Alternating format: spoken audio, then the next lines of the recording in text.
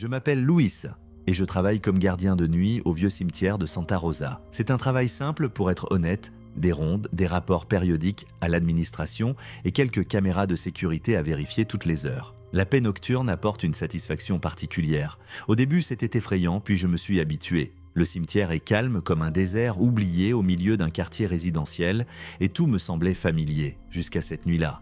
Par une fraîche soirée d'automne, j'ai remarqué que tout ce qui m'entourait était gelé. Même les arbres, habituellement courbés par le vent, étaient immobiles. Le silence était si profond que je pouvais entendre mes bottes grincer sur le gravier. C'était comme si toute vie s'était figée, dans l'attente de quelque chose. Soudain, j'ai entendu un bruit. C'était un bruissement à peine perceptible, comme si quelqu'un se déplaçait lentement parmi les tombes. J'ai d'abord pensé qu'il s'agissait d'un renard ou d'un chien errant. Dans une zone aussi vaste, ce genre de choses arrive. Je suis retourné à mon stand, essayant de me calmer et d'ignorer le bruit. Mais le bruit continuait, les pas se rapprochaient. Ma main s'est automatiquement portée sur la lampe de poche et, en éclairant le chemin devant moi, j'ai vu que rien ne bougeait dans l'obscurité. Toutes les caméras montraient une zone vide, mais j'avais toujours l'impression que quelqu'un m'observait. J'ai décidé de faire à nouveau le tour du cimetière, cette fois en observant en détail tous les coins d'ombre. Mes pas résonnaient fort dans l'obscurité, et chaque bruit me semblait suspect. Mon cœur battait la chamade à chaque nouveau pas, et le sentiment d'une présence invisible ne disparaissait pas. Il me semblait que des centaines d'yeux invisibles m'observaient depuis les ténèbres. Soudain, j'ai entendu un autre son très proche. Il provenait d'une petite colline où se trouvent d'anciennes sépultures. C'étaient des pas, silencieux mais distincts. Je me suis figé, essayant de me convaincre que ce n'était que le vent. Mais à ce moment-là, le vent semblait s'être calmé, comme tous les autres sons. Le cimetière s'est figé avec moi, et ce nouveau silence m'a transpercé les os. J'étais tellement plongé dans ma peur que je n'ai même pas remarqué qu'une des tombes, tout près de moi, semblait se déplacer légèrement. Quelque chose bruissait dans l'obscurité, et je décidai de m'approcher pour voir ce que c'était. Mais quand je me suis enfin approché, tout est devenu silencieux. Pas un seul mouvement, pas un seul son. Tout était comme il se doit dans un cimetière, calme, anormalement calme. En retournant tranquillement à la cabine, j'ai soudain senti le regard lourd de quelqu'un sur moi. En regardant par-dessus mon épaule, je n'ai vu personne, mais la sensation n'a pas disparu. Chaque pas résonnait dans mon cœur et j'accélérais le pas comme si je fuyais quelque chose d'invisible. Lorsque je suis enfin entré dans la cabine et que j'ai fermé la porte à clé, la tension n'a pas disparu. J'entendais des pas feutrés qui se rapprochaient de plus en plus. Et même si je ne voyais aucun mouvement derrière la caméra, je le sentais. Dans l'obscurité, dans le silence, quelque chose attendait. Et cette nuit semblait interminable. Resté dans la cabine de sécurité, j'ai essayé de me calmer et de me concentrer sur les écrans pour m'assurer qu'il n'y avait rien de suspect dans l'obscurité. Mes yeux ont parcouru les caméras à plusieurs reprises, mais il n'y avait toujours personne à l'écran. Tout cela me paraissait ridicule, c'était comme si je m'étais fait peur tout seul. Cependant, le sentiment d'angoisse ne disparaissait pas, comme si un regard invisible me transperçait. Le silence a été rompu par un bruit sur la porte arrière de la cabine, qui était si silencieux que je ne savais pas si c'était le fruit de mon imagination. Cependant, le bruit se répéta, un bruissement prudent, comme si quelqu'un essayait la poignée de la porte, tentait d'entrer. Je me suis approché, essayant de ne pas laisser transparaître ma peur, et je me suis appuyé contre la porte, écoutant. Tout est resté calme pendant quelques secondes, puis la poignée de la porte a de nouveau tremblé légèrement. Ce qui s'est passé ensuite m'a profondément ébranlé. Soudain, j'ai entendu un grand coup. Quelqu'un a commencé à frapper furieusement sur la porte. J'ai reculé de peur, manquant de faire tomber la lampe de poche, et j'ai réalisé avec horreur que le bruit s'intensifiait, comme si quelqu'un essayait de s'introduire dans la cabine à l'extérieur. Lorsque les coups se sont calmés, j'ai décidé qu'il fallait que je sorte de la cabine et que je m'enfuis le plus vite possible. J'ai ouvert la porte, j'ai regardé dans l'obscurité et, après avoir examiné prudemment les environs, je me suis dirigé vers la sortie. Ma démarche était prudente, mais je sentais chaque nerf de mon corps. En passant devant les tombes, je n'arrivais pas à me débarrasser du sentiment que quelqu'un me suivait, pas à pas, dans l'obscurité, dans le silence, comme une ombre qui ne me laissait pas en repos. J'avais presque atteint la sortie lorsque j'ai entendu des pas feutrés s'approcher. J'ai essayé de ne pas paniquer, mais les pas devenaient de plus en plus forts. Lorsque je me suis retourné, je n'ai vu qu'une silhouette qui disparaissait dans l'ombre des tombes. Lorsque je me suis trouvé à la porte du cimetière, j'ai eu l'étrange impression d'être encerclé. J'ai senti mon sang se glacer lorsque j'ai vu les empreintes de mes bottes sur le sol, mais elles continuaient dans la direction opposée, directement vers la cabine de sécurité. Ce n'étaient pas mes empreintes. À ce moment-là, j'ai compris que je n'étais pas seul cette nuit-là. Même aujourd'hui, alors que je raconte cette histoire, je ne sais pas qui ou quoi me poursuivait. La seule chose dont je me suis rendu compte, c'est que j'étais piégé dans le cimetière de Santa Rosa, dans le silence et l'obscurité, et qu'aucun son ne rompait ce silence.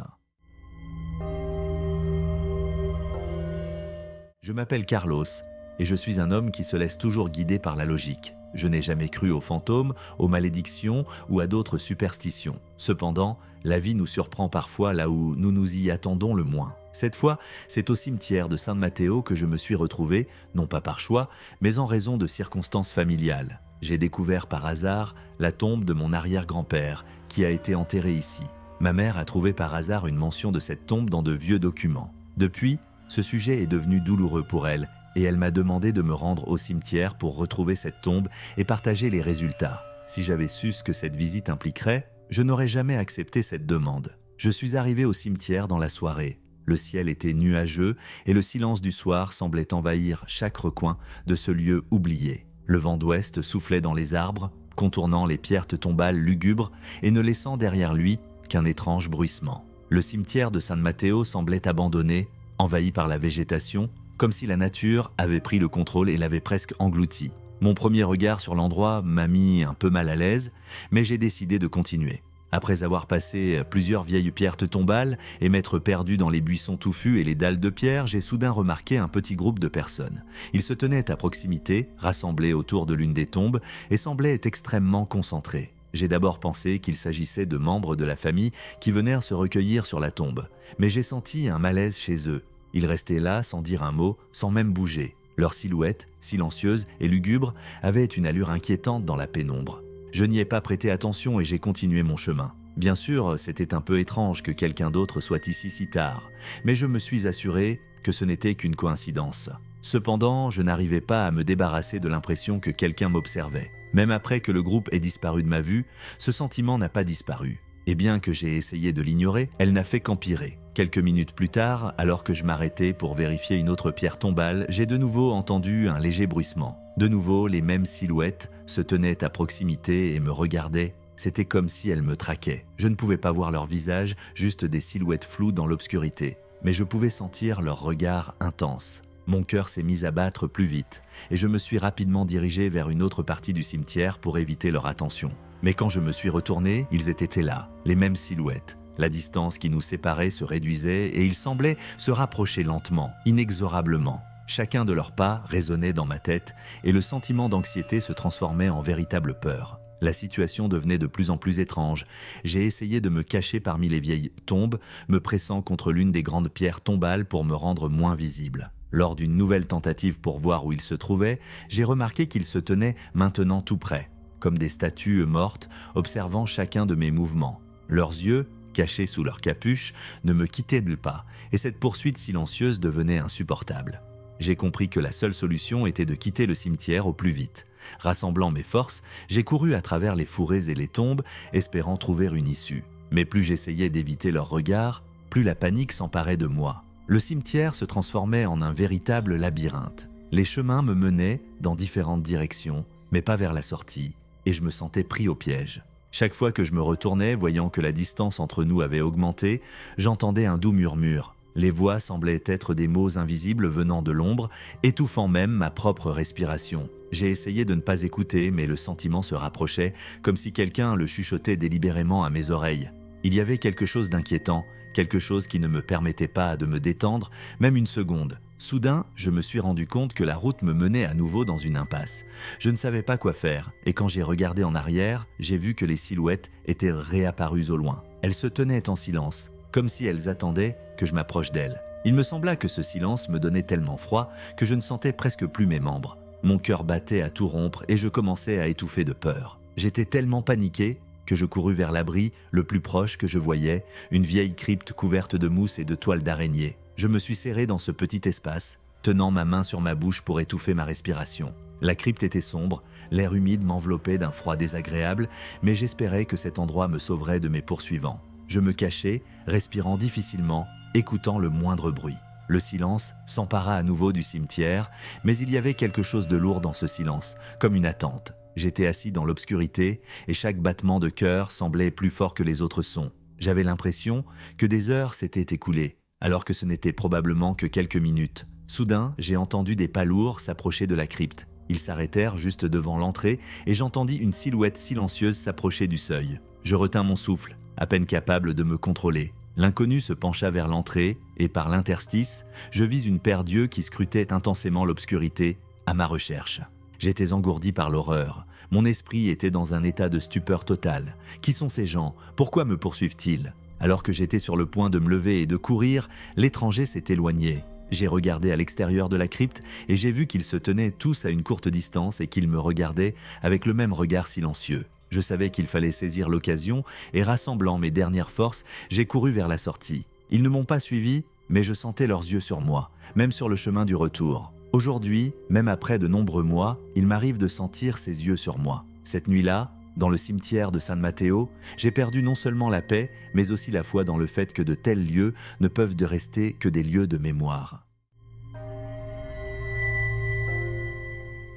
Je m'appelle Martin, je suis chauffeur routier. Et l'une des principales règles de mon métier est de ne pas s'arrêter sans raison, surtout la nuit. Mais cette nuit-là, la route a choisi pour moi. Mon vieux camion avait calé au milieu d'une route perdue, juste à côté du cimetière de San Isidro. J'ai essayé tant bien que mal de faire démarrer le moteur, mais il ne voulait pas bouger. Je me suis alors rendu compte que je devais aller chercher de l'aide. Le cimetière était une ombre lugubre non loin de la route. Il m'a semblé que c'était le seul endroit où je pourrais trouver au moins une protection contre la pluie naissante. Alors j'ai pris une lampe de poche et je me suis dirigé vers lui.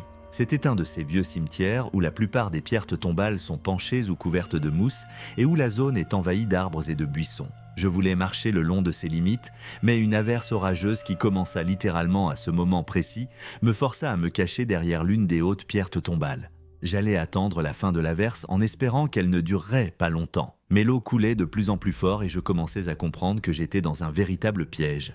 Chaque minute passée sous la pluie battante m'éloignait un peu plus de la route. Ma lampe de poche ne cessait de clignoter et de s'épuiser et dans l'obscurité, j'avais l'impression que l'endroit autour de moi avait changé. Les chemins qui menaient au cimetière ressemblaient désormais à un labyrinthe chaotique s'étendant entre les tombes. Soudain, j'ai remarqué qu'il n'y avait pas d'issue. Il semblait que les pierres tombales et les arbres avaient créé une barrière qui me maintenait à l'intérieur de cet endroit sinistre.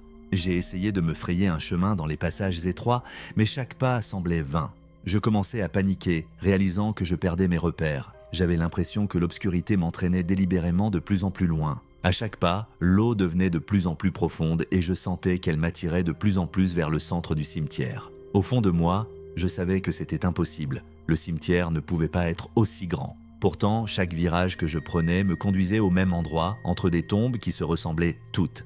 J'avais l'impression de tourner en rond et ce silence m'engloutissait comme un bourbier. Soudain, j'ai vu une ombre à la limite de mon champ de vision. Dans la lumière froide de la lampe de poche, elle était à peine visible, mais elle disparaissait rapidement dès que j'essayais de regarder de plus près. J'ai essayé de me calmer, pensant qu'il s'agissait d'un jeu de lumière et de mon imagination. Mais un instant plus tard, l'ombre est réapparue, encore plus proche, et cette fois j'ai entendu un léger bruissement, comme si quelqu'un ou quelque chose se déplaçait. J'ai senti mon cœur battre dans ma poitrine. C'était comme si quelqu'un se cachait dans l'ombre des tombes et s'approchait de plus en plus. J'ai rassemblé toutes mes forces et j'ai couru, haletant. La pluie s'était presque arrêtée, mais chaque pas résonnait à mes oreilles et la lampe de poche recommençait à clignoter. L'ombre apparaissait et disparaissait entre les tombes, parfois derrière moi, parfois juste à côté. Je n'entendais plus que mes propres pas bruyants et je me rendais compte que j'étais seul au milieu d'un cimetière sombre et froid, sans aucune issue. Ma panique grandissait.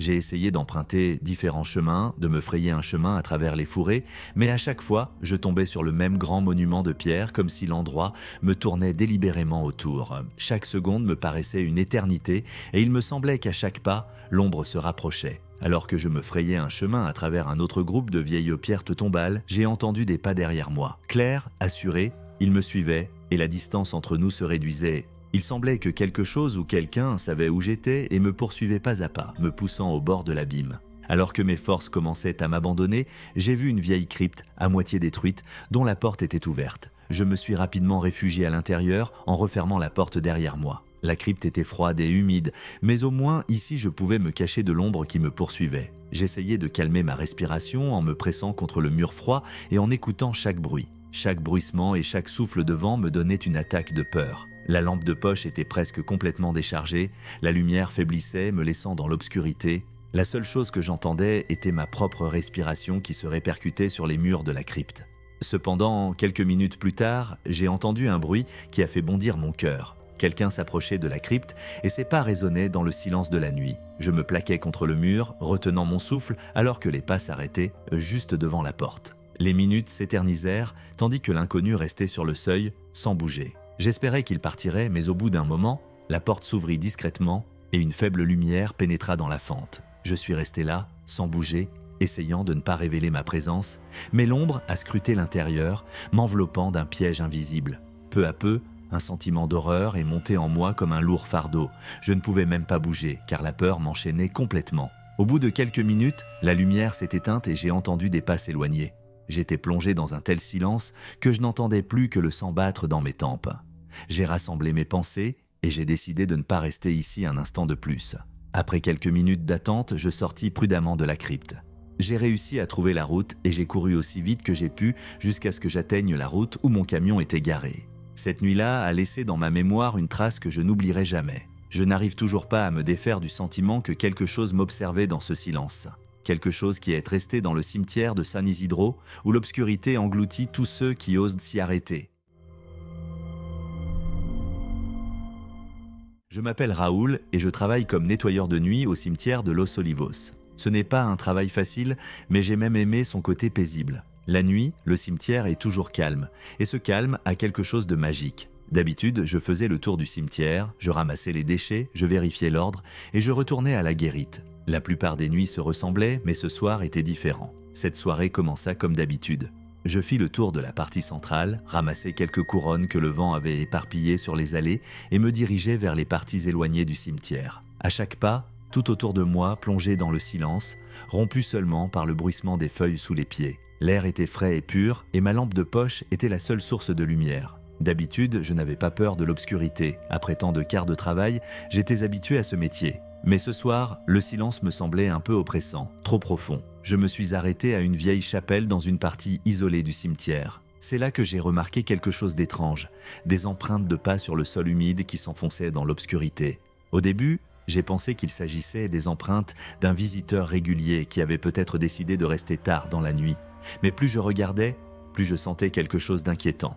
Les empreintes se dirigeaient vers les coins et recoins du cimetière, là où les gens n'ont pas l'habitude d'aller. Elles s'étiraient le long des rangées de tombes et se perdaient dans l'obscurité, où même une lampe de poche ne pouvait pénétrer. J'ai marché un peu plus loin, décidant de vérifier si quelqu'un avait passé la nuit ici. Il y avait beaucoup de vieilles tombes dans cette partie du cimetière, où presque personne ne venait. Cependant, alors que je continuais à suivre les traces de pas, je sentis la tension monter en moi. Ces empreintes semblaient fraîches, comme si quelqu'un avait marché ici quelques minutes avant moi. Soudain, j'ai entendu un bruit léger, des pas qui résonnèrent dans la nuit. Mon cœur bat plus vite. Les pas étaient de calme et mesurés, mais il semblait que quelqu'un marchait dans ma direction. J'ai allumé la lampe de poche à pleine puissance et l'ai dirigée vers le chemin, mais il n'y avait personne. C'est alors que j'ai de nouveau entendu le bruit. Il provenait des profondeurs du cimetière et à chaque pas que je faisais, il devenait plus clair. J'ai essayé de calmer mon excitation, de me convaincre que c'était le vent. Mais plus j'écoutais, plus les pas devenaient au clair. Ils avaient un certain rythme qui n'avait rien à voir avec le bruit du vent